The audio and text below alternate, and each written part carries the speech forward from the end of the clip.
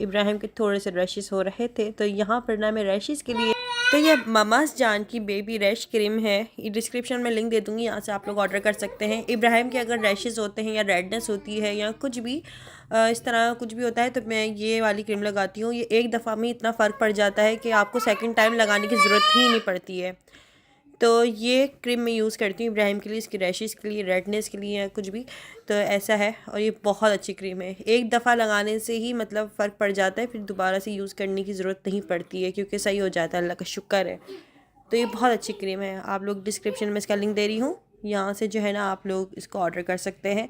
ये दिखने में कुछ ऐसी होगी और ये बड़ी थिक होती है, ये लगाने में बड़ी इजीली लग जाती है। इसका टेक्सचर कुछ इस तरह का है और बस एक दफ़ा लगाने की वो होती है और बाकी आप 1-2 घंटे में ही बिल्कुल ठीक हो जाते हैं, मतलब जैसे कुछ था ही नहीं, रैशेस वगैरह बिल्कुल ठीक हो जाते हैं।